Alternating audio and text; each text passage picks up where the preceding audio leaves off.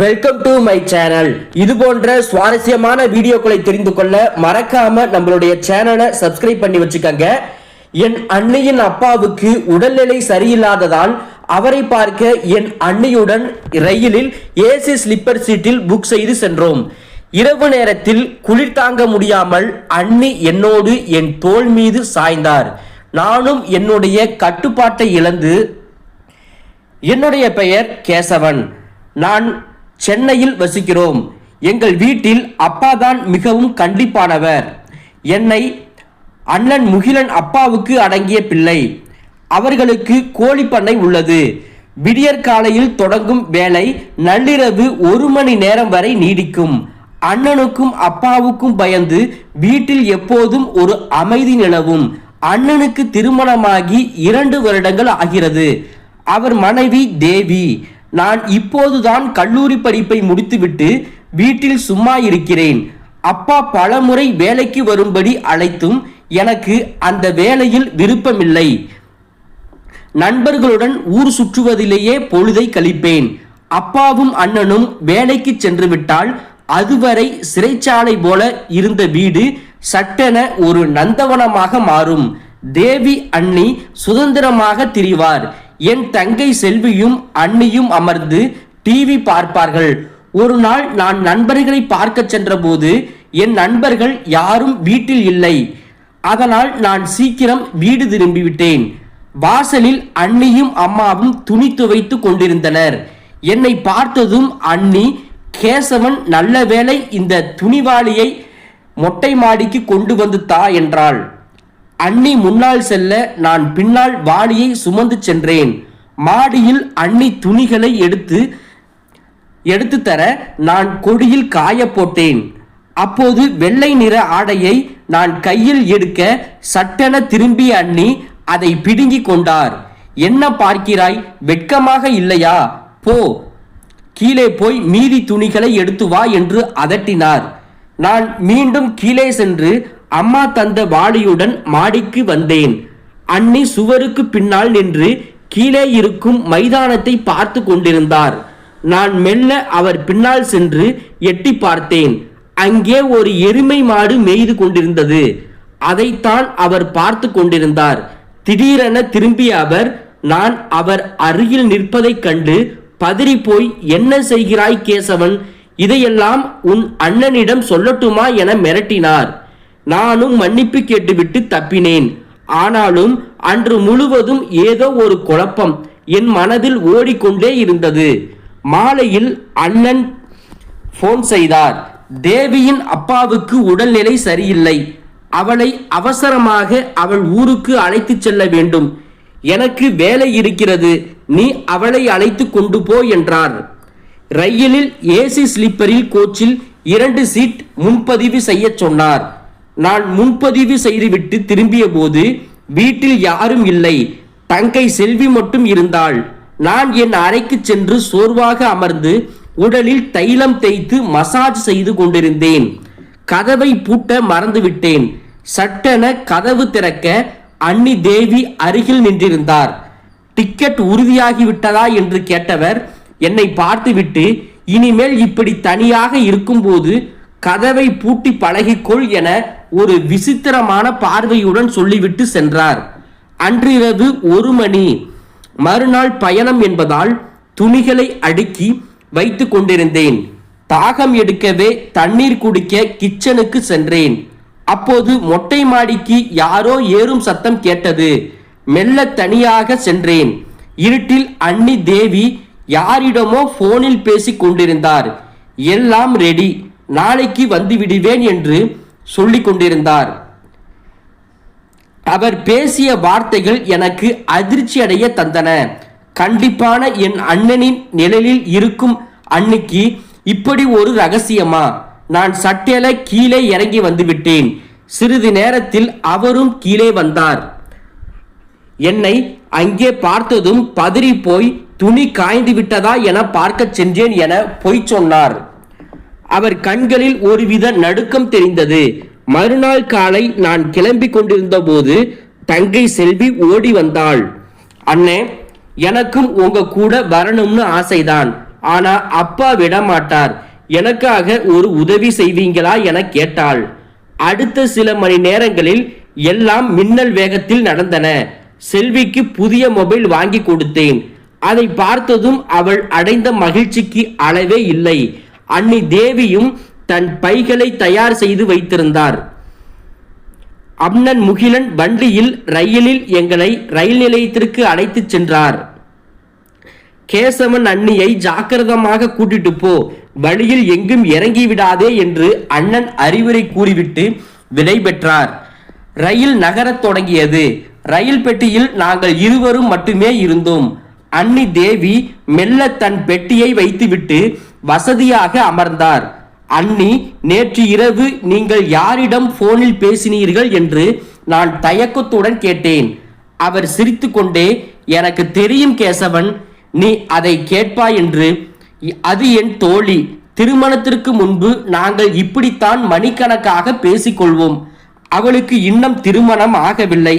அவளுடன் தான் நான் பேசினேன். வேறு எந்த தப்பான எண்ணமும் எனக்கு இல்லை என்றாள். அவள் பேச பேச அவர் மீதான பயம் மறைந்து ஒருவித அன்பு உருவாவதை உணர்ந்தேன். ரயிலில் குழுக்களில் அவர் நிலை தடுமாறி எங்கள் மீது விழ அந்த வினாடி எங்கள் இருவருக்குள்ளும் ஒரு புதிய அன்பு உருவானது. நீ என் கொழுந்தன் மட்டுமல்ல, ஒரு நல்ல நண்பன் என்று அவர் என் கைகளை பற்றி கொண்டார். அடுத்த நாள் காலை மதுரை ரயில் நிலையத்தை அடைந்தோம். அங்கிருந்து வாடகை கார் பிடித்து அன்னையின் வீட்டிற்கு சென்றோம். அது ஒரு பெரிய பண்ணை வீடு. அன்னையின் தந்தை அந்த ஊரின் மிக பெரிய செல்வந்தர். வீட்டிற்குள் நுழைந்ததும் அன்னையின் அம்மா ஓடி வந்து மகளை பிடித்து கொண்டார். என்னை பார்த்ததும், கேசவன் தம்பி, எப்படி இருக்கீங்க என்று அன்புடன் வரவேற்றார். அன்னையின் அம்மாவுக்கும் அன்னிக்கும் இடையே பெரிய வயது வித்தியாசம் தெரியவில்லை. அவரும் அன்னியை போலவே மிகவும் அழகாக இருந்தார். முதலில் இருவரும் குளித்துவிட்டு வாருங்கள், பயண களைப்பு தீரட்டும், அதற்குள் நான் சாப்பாடு தயார் செய்கிறேன் என்றார். அன்னையின் தந்தையை போல் போய் பார்த்தோம். அவர் உடல்நிலை தேறி வந்தாலும் மகளை கண்டதும் அவர் முகம் மலர்ந்தது. மதுரை நகரில் அந்த பெரிய பண்ணை வீட்டில் அந்த பசுமையான சூழலில் அன்னி தேவியுடன் உண்டான என் பயணம் ஒரு புதிய திசையை நோக்கி திரும்ப போவதை நான் அப்போது உணரவில்லை. அன்னியின் அம்மாவின் அந்த அன்பும் அன்னி என்னிடம் காட்டிய அந்த ரகசிய பார்வையும் ஏதோ ஒரு மாற்றத்தை உணர்த்தியது. குளித்து முடித்துவிட்டு வந்தபோது டைனிங் டேபிள் சுட சுட சாப்பாடு தயாராக இருந்தது. அன்னியின் அம்மா எங்களை அன்போடு அமர வைத்தார். அன்னி தேவி தன் பிறந்த வீட்டுக்கு வந்த சந்தோஷத்தில் துள்ளி குதித்து கொண்டிருந்தார். கேசவன், இங்கே பாரு, இதுதான் எங்க தோட்டம், அங்கதான் ஒரு பெரிய கிணறு இருக்கு என்று அன்னி ஜன்னல் வழியாக காட்டினார்.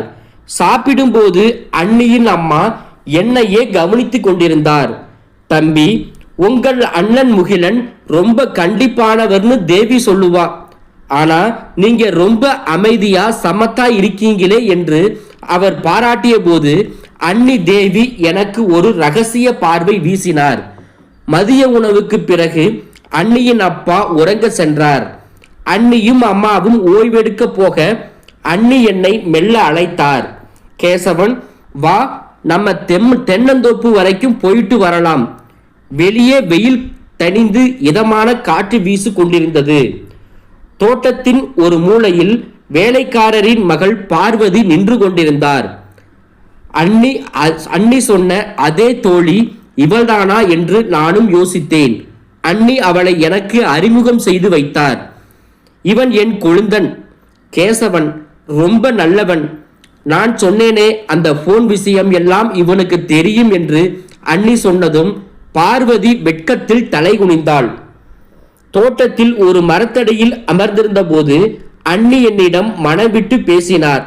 கேசவன், சென்னை வீட்டில் உன் அப்பாவுக்கும் உன் அண்ணனுக்கும் பயந்து நாம் மூச்சு கூட விட முடியாமல் இருந்தேன். ஆனால் இந்த ரயில் பயணமும் இந்த துணையும் எனக்கு புது தெம்ப கொடுத்திருக்குது. நம்ம 2 பேருக்கும் இடையில் ஒரு ரகசியம் இருக்கு. அது அப்படியே இருக்கட்டும். நாம இனிமேல வெறும் உறவினர்கள் மட்டுமில்ல, அன்பான நண்பர்கள், சரியா என்று அவர் என் கையை பிடித்து உறுதிமொழி வாங்கி கொண்டார்.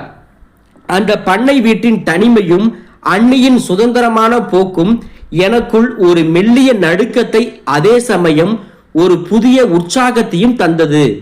அன்று இரவு மாடியில் இருந்த அறையில் நான் படுத்திருந்தேன். ஜன்னல் வழியாக தோட்டத்தின் பூக்களின் வாசம் வந்து கொண்டிருந்தது. திடீரென என் அறைக்கதவு மெல்ல திறக்கப்பட்டது. உள்ளே வந்தது என் அண்ணே. கேசவன், இன்னும் தூங்கலையா? எனக்கும் தூக்கம் வரல.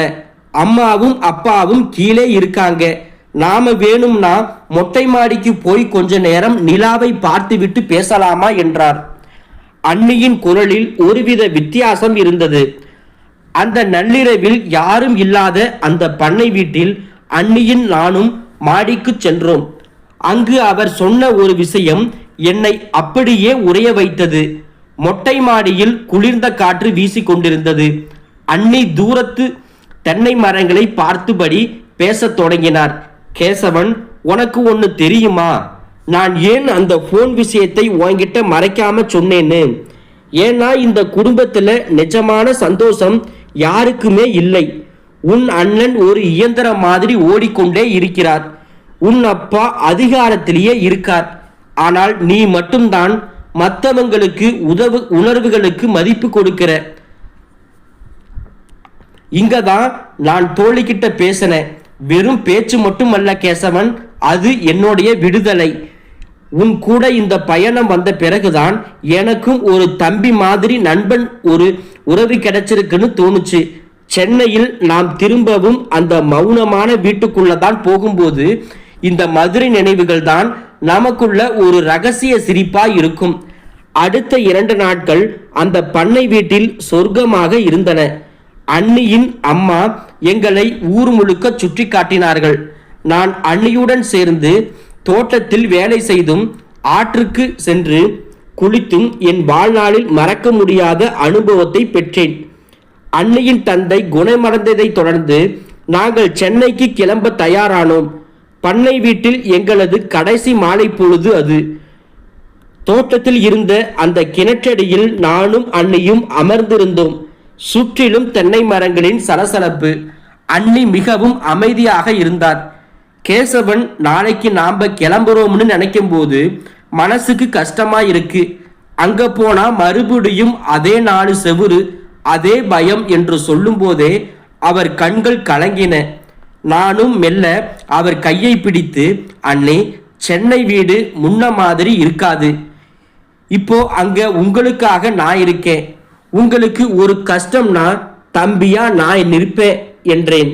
அந்த ஒரு வார்த்தை அவருக்கு பெரிய ஆறுதலாக இருந்தது. அப்போது அண்ணியின் அம்மா அங்கே வந்து, என்ன கிளம்புறதுக்குள்ளேயே நீங்க 2 பேரும் சோகமாயிட்டீங்க. இன்னைக்கு நைட்டு ஒரு விசேஷமான விருந்து இருக்கு, சீக்கிரம் வாங்க என்று எங்களை அழைத்து சென்றார். அன்று இரவு அண்ணியின் அம்மா ஊர் முறைப்படி ஒரு பெரிய விருந்தை ஏற்பாடு செய்திருந்தார். அண்ணியின் தந்தை இப்போது நன்றாக எழுந்து நடமாட தொடங்கியிருந்தார். உணவருந்தும் போது அண்ணியின் அம்மா என்னிடம் சொன்னார், கேசவன், நீங்க சென்னைக்கு திரும்பி போனதும் உங்க அப்பா கிட்ட ஒன்னு சொல்லணும். தேவிக்கு இங்கேயே ஒரு சின்ன தொழில் தொடங்கி கொடுக்க அவங்க அப்பா ஆசைப்படுறாரு. அவ அடிக்கடி இங்க வந்துட்டு போக நீங்க தான் உதவி செய்யணும். அண்ணி இதை கேட்டு வியப்படைந்தார். இது அண்ணிக்கும் அவர் அம்மாவுக்கும் இடையே ஏற்கனவே போடப்பட்ட ஒரு ரகசிய திட்டமோ என்று எனக்கும் தோன்றியது. அண்ணி என்னை பார்த்து மெலிதாக ஒரு பார்வை பார்த்தார். அந்த பார்வையில் இனி அடிக்கடி இங்கே கூட்டிட்டு வருவது என் பொறுப்பு என்று அர்த்தம் பதிந்திருந்தது. கிளம்பும்போது அண்ணியின் அம்மா என் கையை பிடித்து கொண்டு, தம்பி, என் மகளை பத்திரமா பார்த்துக்கோ. அவ அங்க ரொம்ப தனியா உணர்றா. நீ அவளுக்கு துணையா இரு என்றார். அவர் கண்களில் இருந்த அந்த தெளிவு அண்ணியிடம் சொன்ன ரகசியத்தின் ஆழத்தை புரிய வைத்தது. ரயிலில் மீண்டும் சென்னைக்கு திரும்பி கொண்டிருந்தோம். இப்போது எங்கள் இருவருக்கும் இடையே அந்த பழைய பயமோ அந்நிய தன்மையோ இல்லை. அண்ணி சன்னலில் சாய்ந்து கொண்டு அமைதியாக ஜன்னல் வழியே வேடிக்கை பார்த்தார். சென்னை ரயில் நிலையத்தில் அண்ணன் முகிலன் எங்களை வரவேற்க காத்திருந்தார். வீட்டின் வாசலில் அடியெடுத்து வைக்கும்போது அந்த பழைய அமைதி எங்களை சூழ்ந்தது. ஆனால் எனக்கு மட்டும் அன்னைக்கும் மட்டும் தெரியும், இந்த மௌனத்திற்கு அடியில் இப்போது ஒரு புதிய நட்பும் ஒருவருக்கொருவர் பக்கபலமாக இருக்கும். அடுத்த நாள் காலை மதுரை ரயில் நிலையத்தில் ரயில் ஏறிய போது அன்னி பழைய தேவியாக இல்லை. அவரிடம் ஒரு புதிய தன்னம்பிக்கை தெரிந்தது. ரயிலில் ஏசி பெட்டியின் கதவை மூடியதும் அன்னி தன் பையிலிருந்து ஒரு சிறிய பரிசு பெட்டியை என்னிடம் கொடுத்தார். இது என்ன அண்ணி என்று கேட்டேன். திறந்து பாரு என்றார் அண்ணி. நான் அதை திறந்து பார்த்தபோது அதில் ஒரு அழகான கை கடிகாரம் இருந்தது. இது எதுக்கு அண்ணி என்று கேட்டேன். இது வெறும் கடிகாரம் இல்லை கேசவன், இனிமே உன்னோட நேரம் நல்லா இருக்கும்னு நான் கொடுக்கிற ஒரு அன்பளிப்பு. அப்புறம் இந்த போன்ல நான் பேசின அந்த தோழி பார்வதி இருக்காளே, அவளை உனக்கு ரொம்ப பிடிச்சிருக்குதுன்னு எனக்கு தெரியும். அவகிட்டையும் பேசிட்டேன். நீயும் அவளும் இனிமே போன்ல பேசிக்கலாம் என்று அண்ணி சிரித்தாள். எனக்கு அதிர்ச்சியையும் ஆச்சரியமாகவும் இருந்தது. அண்ணி எனக்காக இவ்வளவு தூரம் யோசித்திருக்கிறார் என்பது அதிர்ச்சியாகவே இருந்தது. ரயில் சென்னை வந்து சேர்ந்தபோது அண்ணன் முகிலன் பிளாட்பாரத்தில் நின்றிருந்தார். வண்டியில் ஏறி வீட்டிற்கு செல்லும் வழியில் அண்ணனும் கேட்டார், என்ன தேவி, அப்பா எப்படி இருக்கார்? கேசவன் உன்னை தொல்லை பண்ணாம கூட்டிட்டு வந்தானா என்று கேட்டார். அண்ணி என் பக்கமாக திரும்பி பார்த்து, கேசவன் மாதிரி ஒரு தம்பி கிடைக்க நான் கொடுத்து வச்சிருக்கணும், அவன் என்னை ரொம்ப பத்திரமா பார்த்துக்கிட்டான் என்றாள். அண்ணன் முகத்தில் ஒரு சிறு புன்னகை மலர்ந்தது. வீட்டுக்குள் நுழைந்ததும் அப்பா ஹாலில் அமர்ந்திருந்தார். நாங்கள் இருவரும் போய் அவர் காலில் விழுந்து ஆசீர்வாதம் பெற்றோம். அப்போதும் கோபமாக இருக்கும் என் அப்பா அன்று என் அண்ணியை பார்த்து, தேவி, உன் அப்பா உடம்பு இப்போ பரவாயில்லையா? நீ இன்னும் கொஞ்ச நாள் அங்கே இருந்திருக்கலாம் என்றார். அப்பாவிடமிருந்து வந்த அந்த அன்பான வார்த்தைகள் அன்னைக்கும் எனக்கும் பெரிய ஆச்சரியத்தை ஏற்படுத்தி தந்தன. வாழ்க்கை எப்போதும் ஒரே நேர்கோட்டில் செல்வதில்லை.